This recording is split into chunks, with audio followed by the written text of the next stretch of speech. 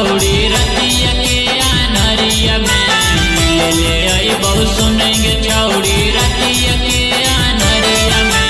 चुम्मा ले बहु सुनेंगे छौड़ी 3 बजे भोरहरिया में चुम्मा ले बहु सुनेंगे छौड़ी 3 बजे भोरहरिया में मिले ले आई बहु सुनेंगे छौड़ी रतिया के अनहरिया में मिले ले आई बहु सुनेंगे छौड़ी रतिया के अनहरिया में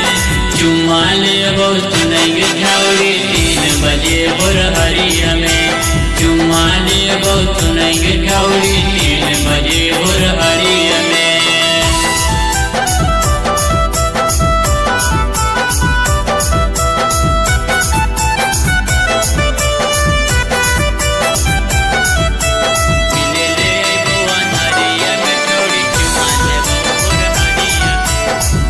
म्यूजिक बार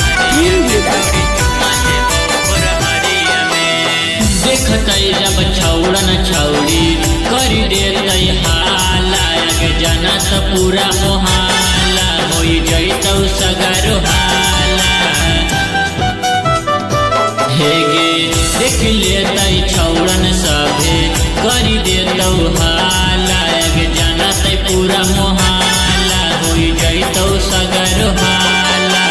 लाइट लेके अइहे छौड़ी आमा के बागनिया में लाइट लेके अइहे छौड़ी आमा के बागनिया में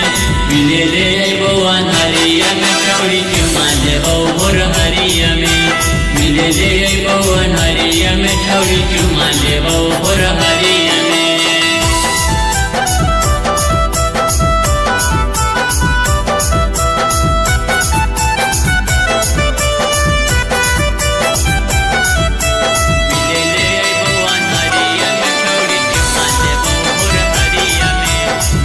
म्यूजिक बार चुपके से अइहे छौड़ी करी है नहीं हाला जाना तो पूरा मोहाला ता करी देतो छौड़ी हाला हे गे चुपके से अइहे छौड़ी करी है नहीं हाला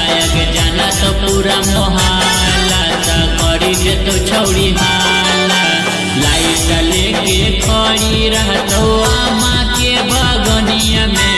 लाइट लेके संजित रहतो आमा के बगनिया में मिले ले अइबो अनहरिया में छौड़ी चुम्मा लेबो भोरहरिया में मिले ले अइबो अनहरिया में छौड़ी चुम्मा लेबो भोरहरिया।